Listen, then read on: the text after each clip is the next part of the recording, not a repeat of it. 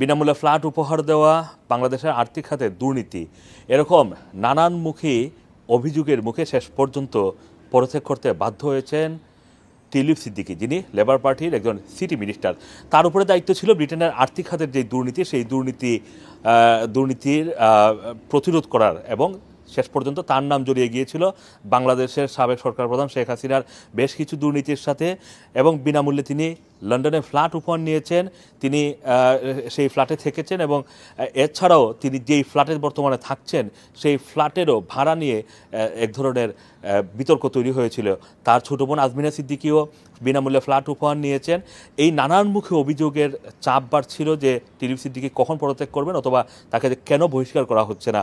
এই কেন বহিষ্কার করা হচ্ছে না এই প্রশ্ন যখন উঠে এসেছে, তখন স্যার কিয়ার স্টারমার, যিনি বর্তমানে লেবার পার্টির প্রধান এবং ব্রিটেনের প্রধানমন্ত্রী, তার সাথে টিউলিপ সিদ্দিকীর যে বন্ধুত্ব, টিউলিপ সিদ্দিকীর কাছ থেকে তিনি কী ধরনের সুবিধা পেয়েছেন, আওয়ামী লীগের কাছ থেকে তিনি কী ধরনের সুবিধা পেয়েছেন, আওয়ামী লীগের নেতারা কীভাবে তার নির্বাচনী ক্যাম্পেইনে হেল্প করেছে, সহায়তা করেছে, নির্বাচনী ফান্ডে কীভাবে তারা টাকা ঢেলেছে, এই বিষয়গুলো নিয়ে যখন লাগাতার সংবাদ আসা শুরু হয়েছিল, মনে হচ্ছিল যেন স্যার কিয়ার স্টারমারই এক ধরনের বিপদে পড়ে যাচ্ছেন।